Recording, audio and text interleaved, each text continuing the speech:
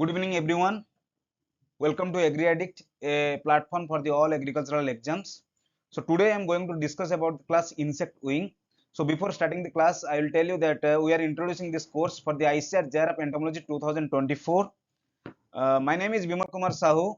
I have completed my graduation from Odisha University of Agriculture and Technology Bhubaneswar and MSc from Central Agricultural University Imphal. Currently, I am pursuing my PhD from TNU Coimbatore in the stream of Agricultural Entomology, and also I have secured the rank 1 and gold medal from Central Agricultural University Imphal in my PG career. I also cleared the ASIRB NET in Agricultural Entomology in the year 2022. So we are having the top mentors in the stream of Agricultural Entomology and Nematology, and they have secured the All India rank 1 and rank 2 respectively. And these top mentors will mentor you for this course ICAR JRF Entomology 2024. So be a part of us and be a part of AgriAddict, and to get a secure, to get a good rank in the agricultural entomology and get admission in India's prestigious institute for the agricultural entomology. So without wasting my time, I am going to start the class, that is insect wing. So I have divided the whole insect wing class into two classes. One is in part 1 and part 2. So in the part 1, I will discuss about the what is the wing, what is the different types of wing, and what is the structure of wing. And the next class, I will discuss about the wing coupling mechanism and what is the mechanism behind this functions of wing. So before going to the introduction, I will tell you what is the wing. And actually, wing is the modification of the body wall, and it is a double layered expansion of body wall. It is a double layered expansion of a body wall. Double layer means there are two layers. One is the dorsal, another is the ventral. So these two layers will fuse together to make a single membrane-like structure. So these two layers will fuse together. Okay, so that will form as wing. But remember one thing: these two layers will not fuse at certain points. These two layers will not fuse at certain points. That is called as vein. You see here, I have fused all these two layers. Here also it is fused two layers, but here at a certain point, here there is no fusion of two layers. No fusion of two layers. That is called as vein. So this structure is called as vein. So here I have written both the dorsal and the ventral lamina grows, but got fused. That means throughout the whole wing structure, it is got fused. But except along the certain line, that is called veins. That means at certain points, these two layers will not fuse. That will form the veins. So what? The veins form a series of channels for the passage of trachea, nerve, and blood. So if this vein will be structured like fused structure, then there will be no space. That's why it is not fused. Why it is not fused? Because there is some space, and this space is used for passage of trachea, nerve, and the flow of blood. That means this vein is a hollow structure. This vein is a hollow structure having this space, and this space is used for the trachea, nerve, and the blood flow. Why trachea? Trachea is for the airflow or the circulation, airflow or respiration process. Nerve for this functions, that is functioning, and blood for the nutrition. Okay, because if any structure is there in any body, then that should be function properly, and that for that function it should need air, it should need blood, and it should need from the signal from the brain also. For all this functioning only, these wings are supplied with nerve, trachea, and blood through these veins. So these veins are called as hollow structures, where the two layers, that is dorsal and ventral layers, are not fused properly, not fused at all. Okay, so what is the definition of venation? Venation is the arrangement of veins on the wing. Okay, you have to remember this. What is venation?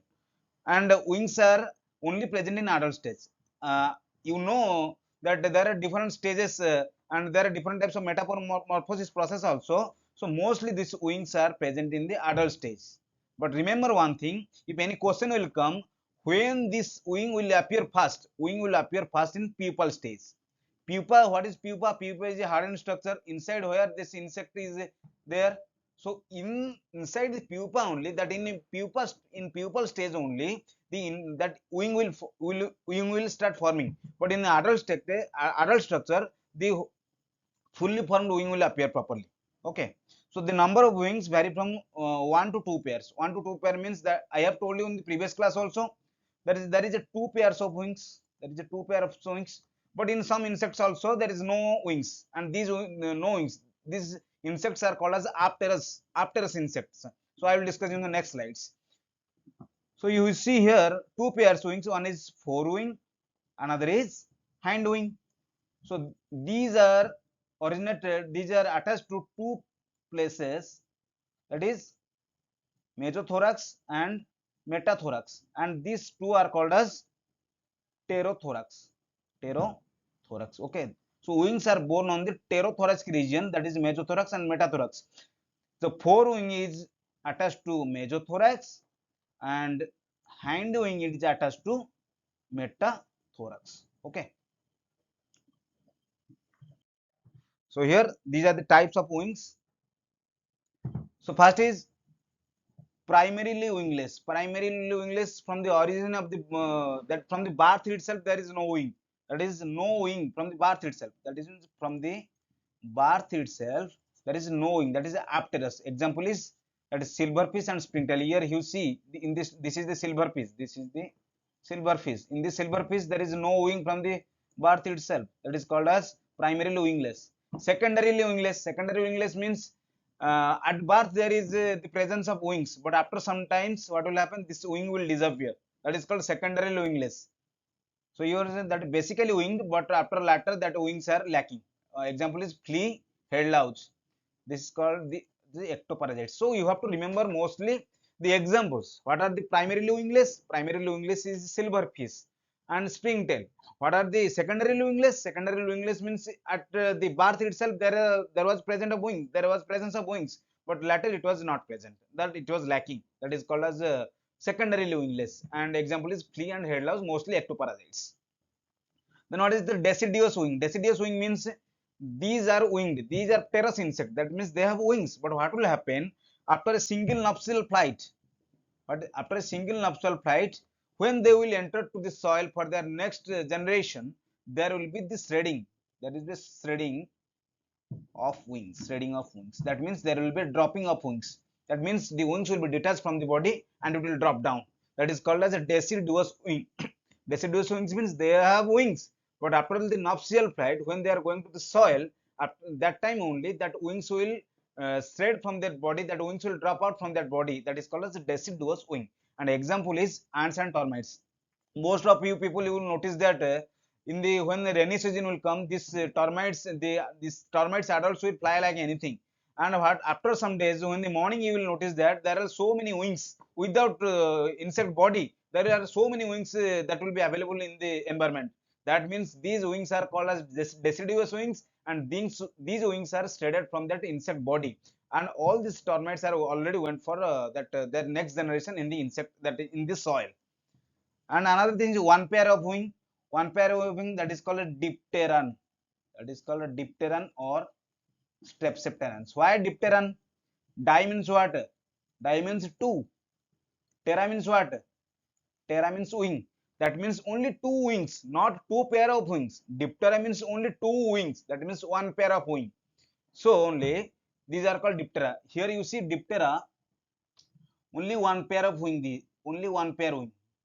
And this next pair is reduced. That is called as halters. In case of dipterans, halter is present in hind wing. That is means that hind wing is modified into halters. But in case strepsipterans, that forewing is modified into halters. That means in case of strepsiptera only hind wing present. In case of diptera only forewing present. You have to remember, halters are present both in strepsipterans and dipterans. In case of strepsipterans, these forewings are modified into halters. But in case of dipterans, these hind wings are modified into halters. Okay, you have to remember. So these are the different types of wings. First is tegmina. First is tegmina. What is tegmina? Tegmina means leathery parchment, protective in functions and not used for flight. So I will tell you one trick how to remember which wings are very useful for flight, which wings are very useful for protection. You think if any structure is very tight or tough or very hard, okay, one structure is there. Okay, one structure is there. this structure is very hard or very tough, then it will be what? It will be very protective or not? Protective. That means when the wing is very hard, leathery, tough in nature, that is protective in nature.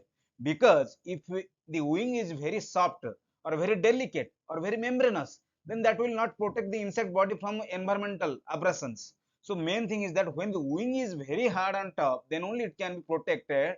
That then only it can protect the insect from the environmental that abrasions. But when the wing is very delicate, very soft, then it will be not protective in nature. But another thing also, you remember here for the flight mechanism. So when we are imagining an aeroplane, what will happen? The aeroplane body should be prepared from a very light, that light metal, not a heavy metal. If the metal will be very heavy, then aeroplane will be unable to fly. Same thing here. If the wings are very hard in nature, that means wings are very heavy in nature, then that will be not used for flight. Okay.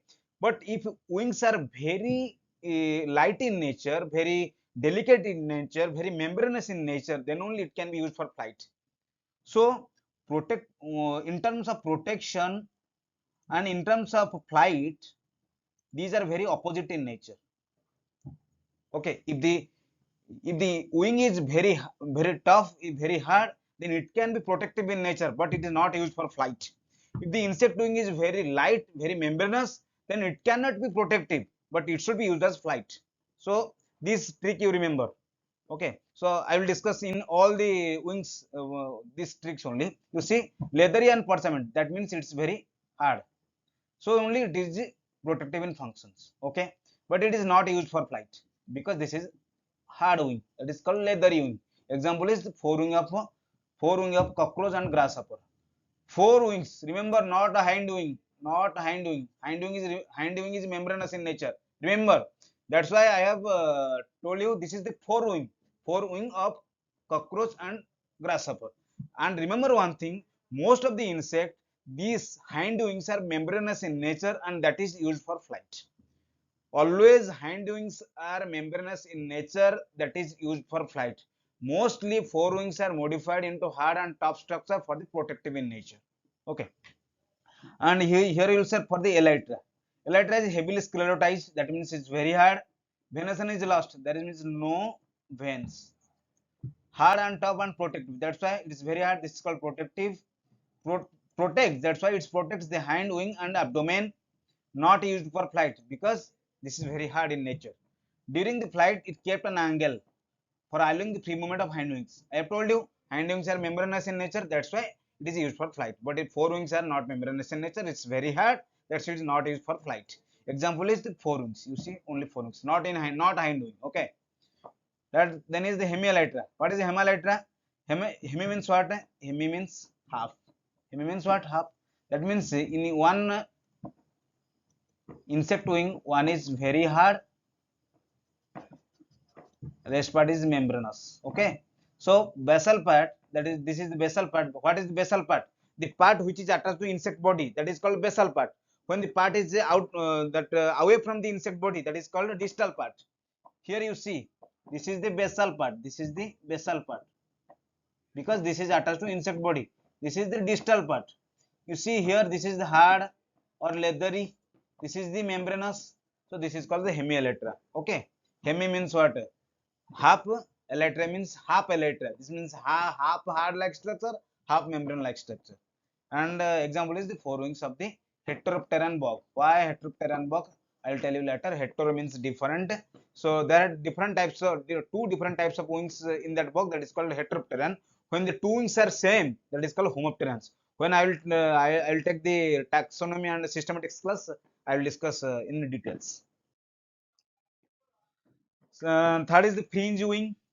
Fringe wing means what? That margins are fringed with long seta. You see, this is the insect wing, and all are fringed with different types of seta. It is called fringed wing. And example is thrips. Then scaly wings. What is scaly wings? Mostly when you hold any butterfly, what will happen? Some powder-like structure will appear on your fingers. That is called a scale. And these scales are unicellular in nature. Remember one thing. There may be a confusing question in JRF entomology that this insect, that Lepidopteran scales are cellular dash nature, unicellular or multicellular. Remember one thing, this is very, very important from exam point of view, that is unicellular, unicellular. Okay, so scales are responsible for the color, so that's why due to diffractions and due to reflections only, what will happen when the light will come, and due to diffraction and reflections, there will be emission of so many lights from the scales, and that's why this butterfly will look like very beautiful and very attractive in nature. So only the scales are responsible for the color, and scales are important for the flow of air over the body also. So remember one thing, the scale wings are present in butterfly and moths. Okay, then halters, I have told you halters before. Mostly these are that is balancing organs, and it may be forewing, it may be hindwing. That will be very small structure, and that is very reduced structure, that is called as halters. But you have to remember what are the different structures present in halters. That is very important from the exam point of view.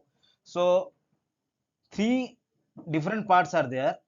One is capitellum. Capitellum. Whatever I am telling you, just note down. Otherwise, you will forget again. Okay. One is capitellum. One is the scabellum. Scabellum. These are the two structures, and another structure is called the Higgs papillae. Higgs papillae and scapel plate. Scapel plate. You see here, this is a knob-like structure. This is a knob-like structure. This is a broad base. This is the broad base. You see here, this knob-like structure. This is the slender rod. So this slender rod with a knob-like structure, this is called as capitellum. Why capitellum? Because this is cap-like structure. Okay. So this is bulge one. This is a capitellum. But this is a broad base, that is called scabellum. Scabellum. Okay. Another what will happen, near to this broad base here, two papillae-like sensory organs are, two sensory organs are there, that is called as Higgs papillae. Okay, that is called Higgs papillae. And here one plate is there, that is called scapel plate. Scapel plate. Okay. So I am telling you again you remember, whole structure is called capitellum. Slender rod with bulge end. This is called scabellum. Two sensory structures are there, that is called Higgs papillae, and this is a plate-like structure, that is called scapel plate. Okay, you just practice again and again and try to remember everything. Okay, and then what is fissed wing or clefted wing? Fissed wing, clefted wing means this wing will be differentiated, or wing will be divided into 3-4 parts. That means this is the whole wing, but when this wing will be divided into this like these parts, that means that will be divided into small parts, fragments, that is called as clefted wings. So forewings are longitudinally divided into twice, and the hind wing divided into 3 arms. Okay, so this is originally what, this is a forewing, this is the hind wing. But when it will be modified into clefted wings, what will happen? This forewing will be like this, and hind wing will be like this. That means so many clefts are there. You see, that is a three parts here, 2 parts. That's why it's called as the clefted wings. Example is plumeth. Example is plumeth. And this divided clefts points also, they are supplied with some fringed hairs also. You see here, some hairs are there. Some hairs are also there. Another is brachypterous wing. Brachypterous wings means in case of nymphs, that is in case of immature stages, these wings are present, and it is very small and truncated in appearance. Example is grasshopper. That means in case of immature stages. Another is membranous wing. Membranous wing means thin, transparent, supported by a system of tubular veins and used for flight. I have told you mostly hind wings are membranous, for this used for flight. But remember one thing, in case of dragonfly and damselfly, both hind wing and forewings are membranous in nature, and both these hind wing and forewings are used for flight. Here I have written also both, that both means both hind wing and forewing. In case of wasp, bees, dragonfly and damselfly, all are membranous in nature. But in case of cockroach, I have told you before, beetles and earwigs, grasshopper, that forewing is tegmina in nature, hindwing is membranous in nature. In case of true flies, that is forewing is what? Membranous in nature, hindwing is halterous in nature. So remember one thing, don't remember that hindwing of beetle is membranous wing.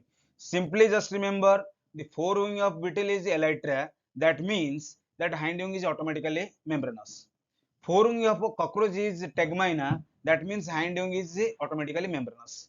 Forewing of flies is membranous. That means automatically the hindwing is haltous. Okay, remember one, and whatever the rest part is there, that will be automatically membranous, because at least one insect should know how to fly, and for the flying purpose only one pair of membranous wings should be present in that insect. Okay, so these are the parts of wings. You have to remember different parts of wings. One is the longitudinal veins, one is cross veins, margins, angles, regions and cells. So for the longitudinal veins, there are six types of longitudinal veins. One is costal, subcostal, radius, median, cubitus, anal. You have to remember simply, and you just make your own trick to remember all these things.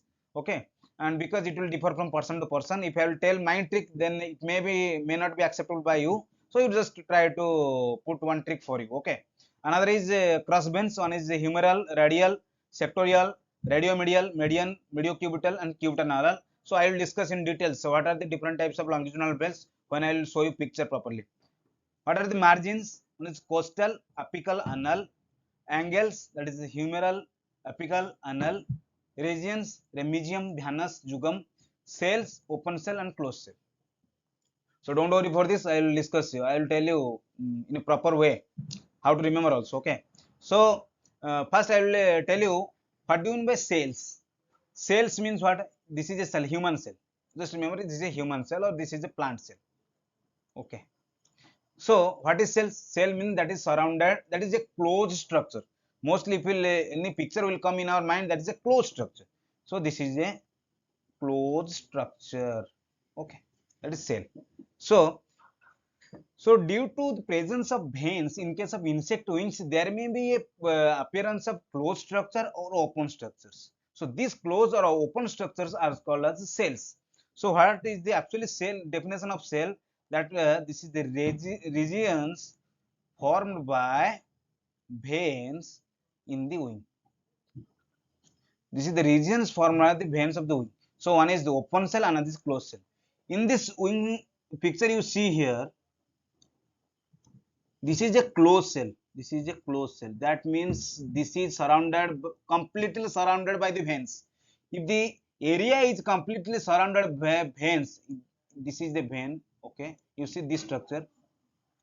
This is also vein. This is vein. This is vein. This is vein. This is vein. That means from all the sides veins are there. That means it is called as closed cell. But here you see this is the insect wing. Okay, so what will happen here? Or this here, we see this is not a vein, this is the insect wing margin, but this is a vein, this is a vein. So this is also a structure, this is also a cell, but that is not completely surrounded by the veins from all the sides. Two sides veins, one side is margin, insect margin. That's why it is called as open cell. You got point? Open cell means not completely surrounded by veins. One part is there, one part will be there surrounded by margins, but in case of closed cell, all the parts are surrounded by completely by the veins. That is called closed cells. Okay, just remember this. It may be asked in the exam also. So these are the different types of veins of insect. People will be very scared about this, how to remember all the veins, how to remember all the cross veins. Don't worry for that, I will tell you the trick now. First thing, costa. Okay, costa. Costa means this is the single person. This is single person. Only one costa is there. You see, this is the most this very thickened one. Okay, this is costa. First is costa means only one. Then subcosta. Subcosta. You see what? If I am drawing one picture here, this one and this one, always there be a possibility of anterior region another is posterior region. Posterior means that is lower part, anterior means upper part. When you are analyzing one wing, in the upper part of the wing there is some veins, and lower part of the wing also somewhat some veins. So upper part of the veins are called as anterior veins, and the lower part of veins called as posterior veins. So all the longitudinal veins are classified into two parts. One is anterior, another is posterior. So all of anterior and posterior, you see subcosta, that is SC, that is SCA, that is means subcosta anterior and subcosta posterior. SCP subcosta posterior 1 and SCPU2 subcosta posterior 2. But in case of subcosta anterior, there is no branching. There is no branching. So remember one thing, what will happen wherever there is no branching, one is costa and subcosta anterior. Costa and subcosta anterior, there is no branching. Here you see there is a subcosta anterior and costa, there is no branching, only one branch is there. In case of radial, you see radial, anterior, radial, posterior, R1, R2, R3, R4, R5. That means in case of radial, from R1 to R5 is present. Okay. In case of median also, medial anterior, medial posterior. For the medial anterior 4 and for the medial posterior 4. Okay. For the cubitus also, CUA, CUP. For the CUA 4 or the CUP, there is no branching. Okay. So from the summary, I can tell you costa, subcosta anterior, then what? Radial anterior and cubital posterior. These fours have no branching. No branching means there is no other branching. Okay. You see here, this is the costa, no branching. This is subcosta 1, no branching. And this is the CUP, that is cubital posterior, only a single branch came. Cubital posterior. Okay. And the radium anal, that is radial anterior, you see here, only a single branch. Okay. So you have to remember that is R1. That is R1. Okay. So in case of insect also, so these types of veins may differ from insect to insect. From insect to insect. So I have given you, this is the example of Lepidopteran. Lepidopterans. Okay, Lepidopterans. So in case of other insect also, there may be presence of more veins or absence of veins. So when you are analyzing a particular insect, that venation will be somewhat different. But for a whole idea, I am just telling you. Then how to remember? First you remember this costa, subcosta anterior, then that is radial anterior, and that posterior cubital. These have no branches. All of the rest things have branches. One is anterior branch, another is posterior branch. Okay. And in case of anterior, then again it has branches to R1, R2, R3, R4 or anything, or median or M1, M2, M3, M4, or anal A1, A2, A3, A4. So you all these things you have to just put in that insect wing, and you have to just arrange, and that arrangement is called as venation. But in case of insect, it is written that anal vein is classified into 1A, 2A, 3A. You just remember it. I will tell you later. And CUA sometimes classified is CUA1 and CUAB, CU1B and CU1A. So you have to remember, because it is a present in insect. So you have to remember this is somewhat higher classification. That is a higher classification. So I have told you in a very simplified way. So you have to remember all the things. Here you see, this is the costa. This is the costa single, SC1 single. Then here what? CU2, that means CUP posterior single. Then what is median? That is R1. This is also single. So what? C, SC1, R1, CUP. These are no branches. That means singly. Other things they have what? Branches. That is anterior and posterior. That wing venation is given by Comstock and Needham, and unbranched, that is costa. I have told you. Strongest vein, that is radius. Strongest vein, that is the radius, that is 5 branches from R1 to R5. Okay, R1 to, you see R1, R2, R3, R4, R5. And ambient vein cicada, I will tell you in systematics class. Spurious vein, just you remember. Okay, Syrphid, that is between the radius and median. I will tell you in the next class, that in systematic class. Triagama, triagama means fusion of medium CU1A and CU2B. This is very important. Nowadays they are asking this question. That is trigama. That is the fusion of median CU1A and CU1B, and this is present in Lepidoptera. Just from for exam point of view, just remember. Okay. Then Sumper's rib. Sumper's rib means this is the degenerated trachea in case of Lepidopteran wings. Two terms are there. You may be confused. That is Sumper's cell and Sumper's rib. What is Sumper cell? What is Sumper cells? Sumper cells, that means this is a cells that are present in case of insect eye. But in case Sumper's rib, that is present in case insect wing, and that is the degenerated trachea. When this Sumper cell is coming, the term is coming means you just remember that is related to insect eye. But in case of Sumper's rib, that is related to insect wing, that is the degenerated trachea. Okay. So these are the cross veins. What are the cross veins? You see here in the small letters I have depicted here. That is H, R, S, RM, M, CUA, MCU. So what will happen when any veins are joining the two longitudinal veins? Here you see, these are the two longitudinal veins. These are the two longitudinal veins. When one another vein is joining this two longitudinal vein, that is called as cross vein. And mostly closed cells are appeared due to presence of crossed vein, because this is closed cell. So this closed cell is appearing due to the presence of this crossed vein. Okay. So this is the humeral. So you have to remember the location of the cross veins. So one is the cross vein is the humeral, located on the base on the humeral angle. This is the humeral angle. What is the humeral angle? The angle at which the insect wing is attached to the body. That is called humeral angle. And from that humeral angle, one cross vein is appearing. That is called humeral cross vein. That's why it is called a humeral cross vein. And this is present in between the costa and subcosta. Then the radial, that is between the R1 and RS. Why only R1? Because R1 is single. There is no branch. You see here, this is the R1. This is R is present between the R1 and RS. What is RS? I didn't tell you till now RS. This is also called as RP. That means radial posterior. Also it is called a radius sectorial.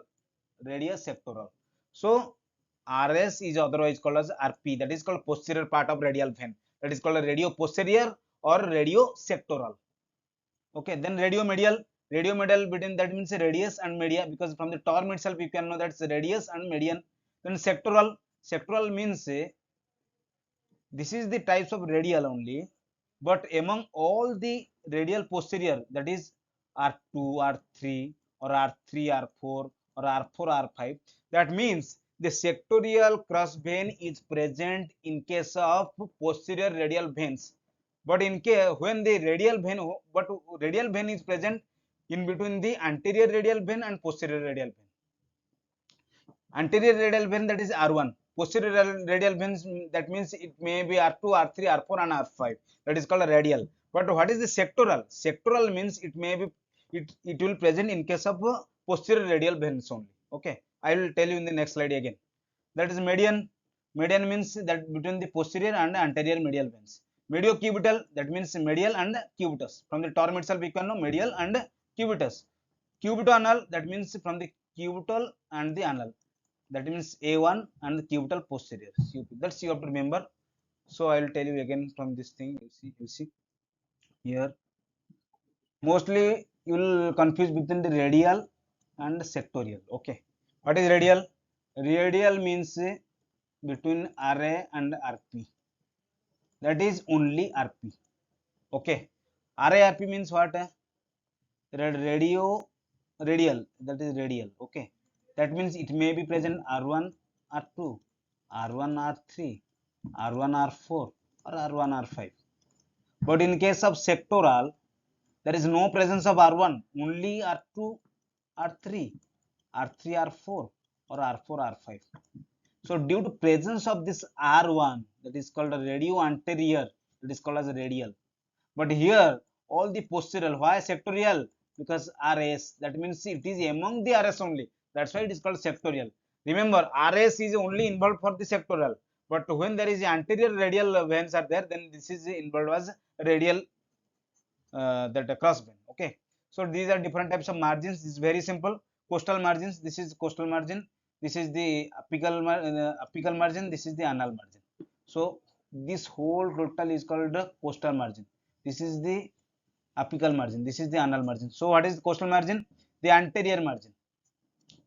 Why coastal? Because that is strengthened by costa, because here this is strongest vein, that is called as, that is not strongest, that is the on branch, that is called as coastal. Costa is present, that's why it's coast, that's why it's called as coastal margin. In case of apical margin, the lateral margin, this is here lateral margin, this is the lateral side. Okay, and this anal margin, that is the posterior margin. So this is the behind part, that is in the back part, that is posterior margin. Okay, so what are the regions? Different type of regions are there: remigium, venous, and jugum. So the anterior area of the wing supported by the veins. So this whole part, this whole part is called as remigium, because most of the veins are present in case of the remigium part. That's why it's called as remigium. But in venous, what? So flexible posterior part, this is called venous region. This is called flexible posterior. This is flexible. That means it will functions like that. One another term is rumination, supination. I will tell you in the next class. For the flight mechanism, what is the mechanism of flight? During that flight mechanism, what will there is a movement of this venal fold or the venous. That's why this is very flexible in nature. So this flexible region is called venous. Okay, this is called venous. And the last region is there, that is called as a jugum or jugal area. That is the proximal part of the venous is called jugum. Okay, so three different regions are there. One is the remigium, then there is venum, and there is a jugum. So in venal part is the flexible part. What are the angles? The humeral angle. Humeral angle means when attached to, I have told you what is the humeral angle. That means when the insect wing is attached to the humerus, that is that insect body, at what angle, that is called as a humeral angle. The angle at which the insect wing is attached to the insect body, that is called humeral angle. What is the apical angle? Apical angle means between the costal and apical. Okay. And what is the anal? That is between the apical and anal. So from this, how to remember? Always this angle is term related to the last part. Coastal and apical, that means apical angle.